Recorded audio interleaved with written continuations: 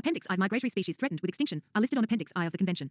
Medium black circle CMS parties strive towards strictly protecting these animals, conserving or restoring the places where they live, mitigating obstacles to migration, and controlling other factors that might endanger them. Besides establishing obligations for each state joining the convention, CMS promotes concerted action among the range states of many of these species. Appendix II. Migratory species that need or would significantly benefit from international cooperation are listed in Appendix II of the convention. For this reason, the convention encourages the range states to conclude global or regional agreements. CMS as a framework convention. The agreements may range from legally binding treaties, called agreements, to less formal instruments, such as memoranda of understanding, and can be adapted to the requirements of particular regions. The development of models tailored according to the conservation needs throughout the migratory range is a unique capacity to CMS. India signs Raptor MOU. The Indian government has signed Raptor MOU on conservation of migratory birds of prey in Africa and Eurasia with the Convention on Conservation of Migratory Species, CMS, or Bonn Convention, under the auspices of the United Nations Environment Programme, UNEP. The CMS aims to conserve migratory species throughout their range. India had become a party to the CMS since November 1, 1983. The Raptor MOU 2008 is an agreement under Article 4, Paragraph 4 of the CMS and is not legally binding. The Raptor MOU extends its coverage to 76 species of birds of prey, out of which 46 species, including vultures. All rights reserved. No part of this material may be reproduced in any form. 9.16. Environment. Falcons, eagles, owls, hawks, kites, harriers, etc. also occur in India. India has become the 56th signatory state to sign the Raptor MOU in 2016. India has also signed non-legally binding MOU with CMS on the conservation and management of Siberian cranes, 1998, marine turtles, 2007, and dugongs, 2008. India is temporary home to several migratory animals and birds. The important among these include amur falcons, bar-headed geese, black-necked cranes, marine turtles, dugongs, humpbacked whales, etc.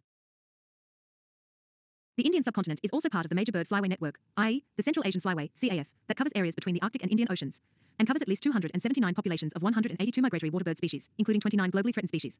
India has also launched the National Action Plan for Conservation of Migratory Species under the Central Asian Flyway. 13th COP of CMS. The 13th Conference of Parties, COP, of the Convention on the Conservation of Migratory Species of Wild Animals, CMS, is hosted by India in February 2020 at Gandhinagar in Gujarat. Mascot for 13th COP is GI by Great Indian Bustard. India assumes COP presidency of UN Convention on Migratory Species for the next 3 years. India's proposal to include Great Indian Bustard, Asian elephant and Bengal florican in Appendix I of UN Convention on Migratory Species was unanimously accepted in the 13th Conference of the Parties to the Convention on Migratory Species, CMS, in Gandhinagar. The Great Indian Bustard exhibits transboundary movements, and its migration exposes it to threats such as hunting in boundary area of Pakistan, India, and power line collisions in India. Asian elephants. Indian elephants migrate over long distances in search of food and shelter, across states and countries. Some elephants are resident or by any means, without permission in writing. 395-916, Shankar IAS Academy 00 Protection, Restoration, Afforestation, and Reforestation, and increase efforts to prevent forest degradation. 2. Enhance forest-based economic, social and environmental benefits, including by improving the livelihoods of forest-dependent people. 3. Increase significantly the area of sustainably managed forests, including protected forests, and increase the proportion of forest products derived from sustainably managed forests, and 4. Reverse the decline in official development assistance for sustainable forest management, and mobilize significantly increased new and additional financial resources from all sources for the implementation of SFM. Non-legally binding instrument on all types of forests, NLBI. The 7th session of the UNFF adopted the non-legally binding instrument on all types of forests on April 2007. It is the first time member states have agreed to an international instrument for sustainable forest management. The instrument is expected to have a major impact on international cooperation and national action to reduce deforestation, prevent forest degradation, promote sustainable livelihoods, and reduce poverty for all forest-dependent peoples. The instrument is voluntary and non-legally binding. 28.11. IUCN was founded in October 1948 as the International Union for the Protection of Nature, or IUPN, following an international conference in Fontainebleau, France.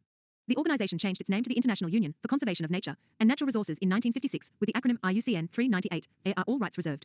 No part of this material may be repro. 9.17. Environment. Or UICN, with its headquarters in Gland, Switzerland. Vision just world that values and conserves nature. Missions to influence, encourage and assist societies throughout the world to conserve the integrity and diversity of nature, and to ensure that any use of natural resources is equitable and ecologically sustainable. IUCN supports scientific research, manages field projects globally and brings governments, non-government organizations, United Nations agencies, companies and local communities together to develop and implement policy. IUCN members include both states and non-governmental organizations. A neutral forum for governments, NGOs, scientists, business and local communities to find practical solutions to conservation and development challenges. Priority areas of IUCN: biodiversity, climate change, sustainable energy, human well-being, green economy. Global Initiative on Reducing Land Degradation.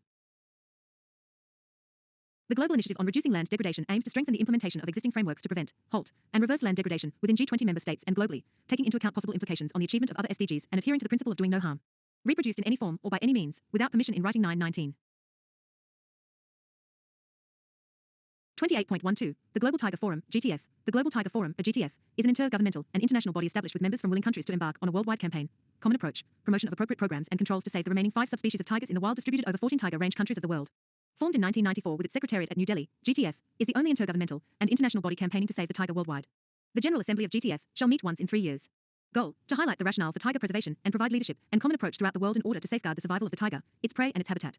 Objectives: to promote a worldwide campaign to save the tiger, its prey and its habitat, to promote a legal framework in the countries involved for biodiversity conservation, to increase the protected area network of habitats of the tiger, and facilitate their inter-passages in the range countries, to promote eco-development programs with the participation of the communities living in and around protected areas, to urge countries to enter into relevant conventions for conservation of tiger and elimination of illegal trade, to promote and carry out scientific research to generate information useful for tiger, its prey and its habitat, to disseminate such information in an easily accessible manner, to promote the development and exchange among themselves of appropriate technologies and training programs for scientific wildlife management. All rights reserved. No part of this material may be reproduced in an 919 environment. To encourage range countries to prepare and implement their individual action plans for protection and growth of the tiger population and its prey base. Improvement of the habitat and common preservation program can be taken up bilaterally by the range countries having adjoining habitats, but their implementation should be carried out separately by the respective range countries. To involve intergovernmental organizations in the protection of the tiger. To set up a participative fund of an appropriate size to engender awareness in all places where people consume tiger derivatives for eliminating such consumption of tiger products and identifying substitutes in the interests of conservation. Global Tiger Initiative. An alliance of governments, international agencies, civil society, and the private sector united to save wild tigers from extinction. Goals of GTI: to support capacity building in governments for responding effectively to the transnational challenge of illegal trade in wildlife and for scientifically managing tiger landscapes in the face of mounting and varied threats, to curtail international demand for tiger parts and other wildlife that has been responsible for drastic declines in tiger populations, to develop mechanisms for safeguarding habitats from development through planning smart, green infrastructure and sensitive industrial development, to create innovative and sustainable financing mechanisms for tiger landscapes, including protected areas, to build strong local constituencies for tiger conservation through development of economic incentives and alternative livelihoods for local people, form or by any means, without permission in writing 399-920.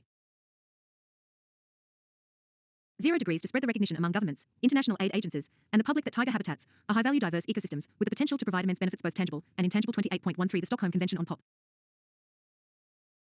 The Stockholm Convention on Persistent Organic Pollutants was adopted at a conference of plenipotentiaries on the 22nd of May, 2001 in Stockholm, Sweden and entered into force on the 17th of May, 2004. POPs. Persistent organic pollutants. POPs are organic chemical substances, that is, they are carbon-based.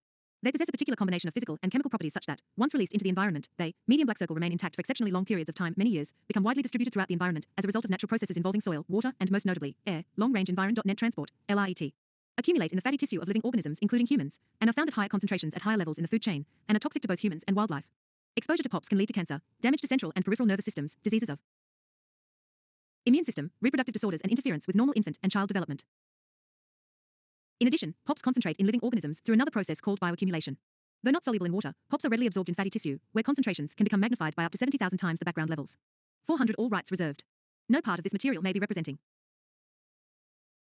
921 Environment. The 12 initial POPs. Initially, 12 POPs have been recognized as causing adverse effects on humans and the ecosystem, and these can be placed in 3 categories. 1. Pesticides: aldrin, chlordane, DDT, dildrin, endrin, heptachlor, hexachlorobenzene, mirex, toxaphene. 2. Industrial chemicals: hexachlorobenzene, polychlorinated biphenyls, PCBs, and 3. Byproducts: hexachlorobenzene, polychlorinated dibenzopdioxins, and polychlorinated dibenzofurans, PCDD, PCDF, and PCBs. The new POPs under the Stockholm Convention. 9 new POPs. At its 4th meeting held in 2009, the COP adopted amendments to Annexes A, B, and C to the Stockholm Convention to list 9 new persistent organic pollutants. 1. Pesticides: chlordacone, alpha-hexachlorocyclohexane, beta-hexachlorocyclohexane, lindane, pentachlorobenzene. 2. Industrial chemicals: hexabromobiphenyl, hexabromodiphenyl ether, and heptabromodiphenyl ether, pentachlorobenzene, perfluorooctane sulfonic acid, its salts, and perfluorooctane sulfonyl fluoride, tetrabromodiphenyl ether, and pentabromodiphenyl ether, and 3. Byproducts: alpha-hexachlorocyclohexane, beta-hexachlorocyclohexane, and pentachlorobenzene. Endosulfan. At its 5th meeting held in 2011, the COP adopted an amendment to Annex A to the Stockholm Convention to list technical endosulfan and its related isomers with a specific exemption. India and POPs. India had ratified the Stockholm Convention on 2006 as per Article 25(4), which enabled it to keep itself in a default opt-out position such that amendments in various annexes of the convention be reproduced in any form or by any means without permission in writing. 922 cannot be enforced on it unless an instrument of ratification, the acceptance, the approval, or accession is explicitly deposited with UN depositary. MOE FCC had notified the Regulation of Persistent Organic Pollutants Rules on March 2018 under the provisions of Environment Protection Act 1986. The regulation inter alia prohibited the manufacture, trade, use, import, and export 7 chemicals, namely I. Chlordacone, 2. Hexabromobiphenyl, 3. Hexabromodiphenyl ether and heptabromodiphenyl ether, commercial octa-BDE, 4. Tetrabromodiphenyl ether and pentabromodiphenyl ether, commercial penta-BDE, v. Pentachlorobenzene, 6. Hexabromociclododecane, and 7. Hexachlorobutadiene, which were already listed as POPs under Stockholm Convention. It also indicates the resolve of the government to take action on POPs by implementing control measures, develop and implement action plans for unintentionally produced chemicals, develop inventories of the chemical stockpiles, and review as well as update its National Implementation Plan, NIP. The ratification process would enable India to access Global Environment Facility, GEF, financial resources in updating the NIP. The Cabinet further delegated its powers to ratify chemicals under the Stockholm Convention to Union Ministers of External Affairs, MEA, and MEFCC, in respect of POPs already regulated under the domestic regulations, thereby streamlining the procedure. 28.14 Basel Convention. The Basel Convention on the Control of Transboundary Movements of Hazardous Wastes and their Disposal was adopted on the 22nd of March, 1989 by the Conference of Plenipotentiaries in Basel, Switzerland, in response to a public outcry following the discovery, in the 1980s, in Africa and other parts of the all rights reserved. No part of this metatal may be reproduced in any for DDDCDAN N922, Environment Developing World of Deposits of Toxic Wastes Imported from Abroad. Objective to protect human health and the environment against the adverse effects of hazardous wastes. Its scope of application covers a wide range of wastes defined as hazardous wastes based on their origin and/or composition and their characteristics, as well as two types of wastes defined as other wastes, household waste and incinerator ash. Principal aims: the reduction of hazardous waste generation and the promotion of environmentally sound management of hazardous wastes, wherever the place of disposal, the restriction of transboundary movements of hazardous wastes except where it is perceived to be in accordance with the principles of environmentally sound management, and medium black circle, a regulatory system applying to cases where transboundary movements are permissible. Waste under the Basel Convention. Wastes are substances or objects which are disposed of or are intended to be disposed of or are required to be disposed of by the provisions of national law. Annex I of the Convention, as further clarified in Annexes 8 and 9, lists those wastes that are classified as hazardous and subject to the control procedures under the Convention. Annex II of the Convention identifies those wastes that require special consideration, known as other wastes, and which primarily refer to household wastes. Examples of wastes regulated by the Basel Convention: biomedical and healthcare wastes, used oils, used lead acid batteries, persistent organic pollutant wastes, POPs wastes, polychlorinated biphenyls, PCBs. Form or by any means, without permission in writing. 401-923. 00 Thousands of chemical wastes generated by industries and other consumers. 28.15 Rotterdam Convention. It was adopted in 1998 by a Conference of Plenipotentiaries in Rotterdam, the Netherlands, and entered into force on the 24th of February, 2004. The Convention creates legally binding obligations for the implementation of the Prior Informed Consent (PIC) procedure. It built on the voluntary PIC procedure, initiated by UNEP and FAO in 1989 and ceased on the 24th of February, 2006. The Convention covers pesticides and industrial chemicals that have been banned or severely restricted for health or environmental reasons by parties, and which have been notified by parties for inclusion in the PIC procedure. Objectives: to promote shared responsibility and cooperative efforts among parties in the international trade of certain hazardous chemicals in order to protect human health and the environment from potential harm. To contribute to the environmentally sound use of those hazardous chemicals by facilitating information exchange about their characteristics, by providing for a national decision-making process on their import and export, and by disseminating these decisions to parties. Annex 3 Chemicals. The chemicals listed in Annex 3 include pesticides and industrial chemicals that have been banned or severely restricted for health or environmental reasons by two or more parties, and which the Conference of the Parties has decided to subject to the PIC procedure. There are a total of 43 chemicals listed in Annex 3, 32 are pesticides, including 4 severely hazardous pesticide formulations, and 11 industrial chemicals. 402. All rights reserved. No part of this material may be repro. 924 Environment. One notification from each of two specified regions triggers consideration of addition of a chemical to Annex 3 of the Convention. Severely hazardous pesticide formulations that present a risk under conditions of use in developing countries or countries with economies in transition may also be proposed for inclusion in Annex 3. 28.16 UNCD. Established in 1994, UNCCD is the sole legally binding international agreement linking environment and development to sustainable land management. The UNCCD is particularly committed to a bottom-up approach, encouraging the participation of local people in combating desertification and land degradation. The United Nations Convention to Combat Desertification, UNCCD, is one of the Rio Conventions that focuses on desertification, land degradation, and drought, DLDD. Desertification, as defined in the UNCCD, refers to land degradation in the drylands, arid, semi-arid, and dry subhumid regions, resulting from various factors, and does not connote spread or expansion of deserts. UNCCD, with 194 parties, is a unique instrument that recognizes land degradation as an important factor affecting some of the most vulnerable people and ecosystems in the world. The Convention aims at adaptation and can, on implementation, significantly contribute to achieving the Sustainable Development Goals, SDGs, as well as sustainable development and poverty reduction by means of arresting and reversing land degradation. The Convention promotes sustainable land management, SLM, as solution to global challenges. Land degradation is long-term loss of ecosystem function and productivity caused by disturbances from which the land cannot recover unaided. While sustainable land management is focused on changes in land cover or land use in used in any form or by any means, without permission in writing. 925. UNCD The 14th Conference of the Parties to the UN Convention to Combat Desertification, UNCCD COP14, convened in New Delhi, India, September 2019.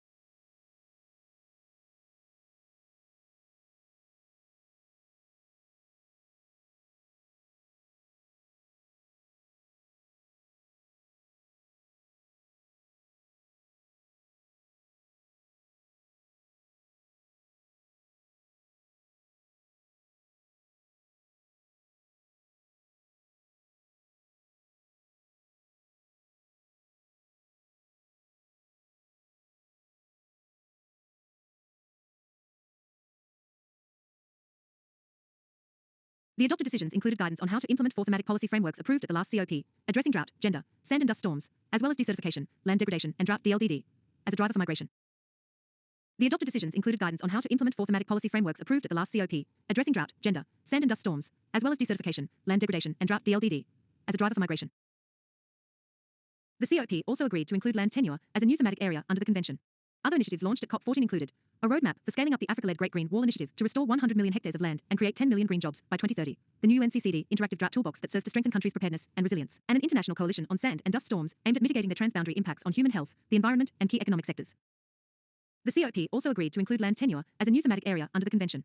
Other initiatives launched at COP14 included a roadmap for scaling up the Africa-led Great Green Wall Initiative to restore 100 million hectares of land and create 10 million green jobs by 2030, the new UNCCD interactive drought toolbox that serves to strengthen countries' preparedness and resilience, and an international coalition on sand and dust storms aimed at mitigating their transboundary impacts on human health, the environment, and key economic sectors.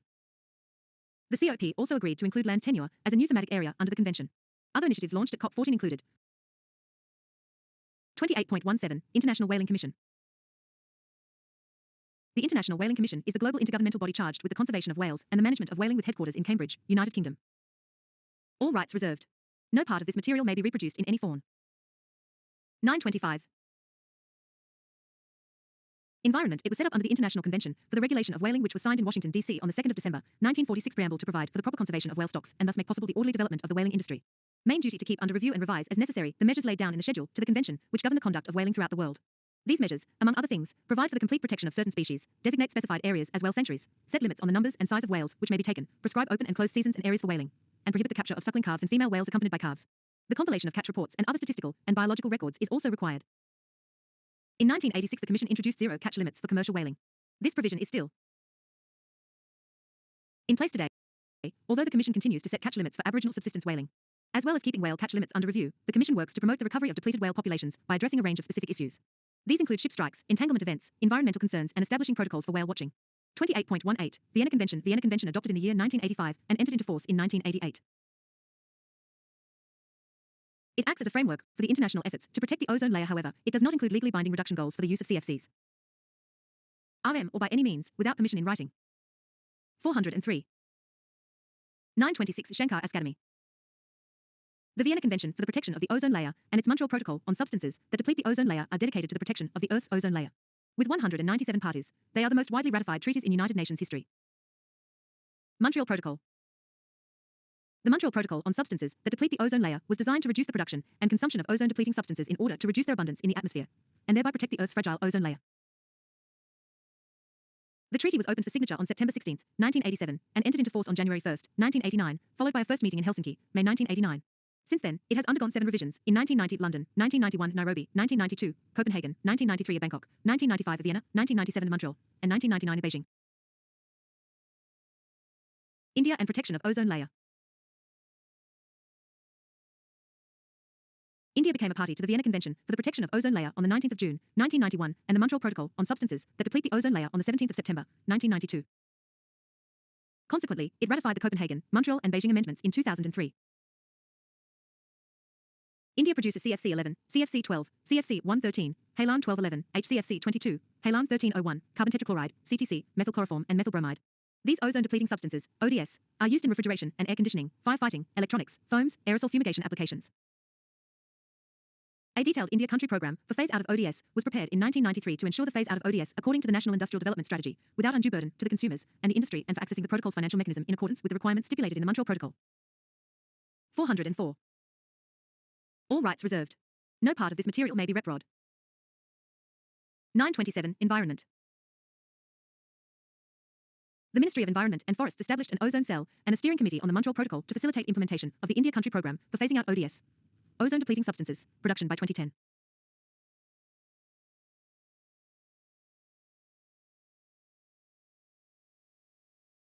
Medium black circle.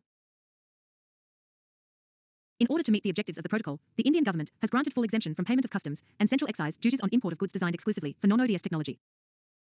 Medium black circle. India has also been facilitating implementation of the Montreal Protocol in South and Southeast Asia and the Pacific regions. 28.19 Kigali Agreement. 28th meeting of the parties to the Montreal Protocol on substances that deplete the ozone layer held in Kigali, Rwanda amended the 1987 Montreal Protocol to phase out hydrofluorocarbons, HFCs. Chlorofluorocarbons, CFCs, were discontinued under the Montreal Protocol when scientists realized they were destroying the ozone layer. HFCs were introduced in the 1990s as an alternative to replace chemicals that had been found to erode the ozone layer, but turned out to be catastrophic for global warming. HFCs, though they are greenhouse gases like carbon dioxide, methane, and nitrous oxide, are not dealt with under the Paris Agreement, but under the Montreal Protocol.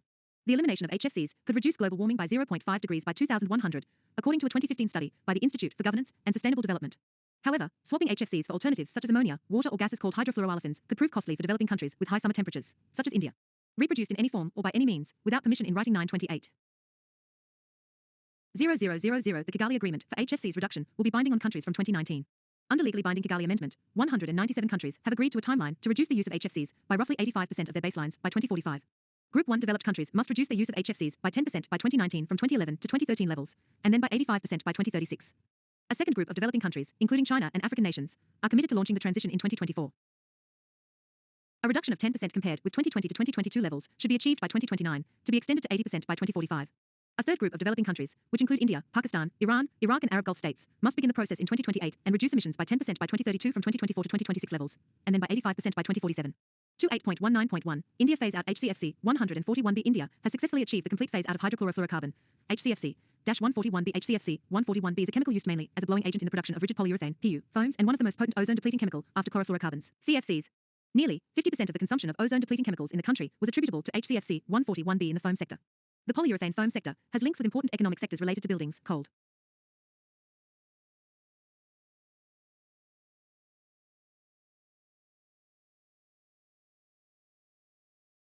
storages and cold chain infrastructure, automobiles, commercial refrigeration, domestic appliances, such as refrigerators, water geysers, thermoware, office and domestic furniture applications, specific high-value niche applications, etc.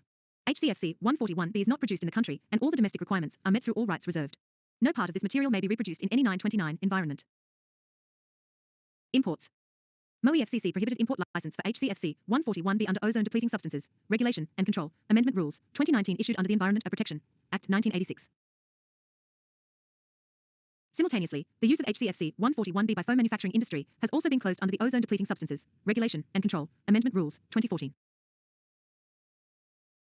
The ministry adopted a structured approach to engage with foam manufacturing enterprises for providing technical and financial assistance in order to transition to non-ODS and low GWP technologies under HCFC Phase-Out Management Plan, HPMP.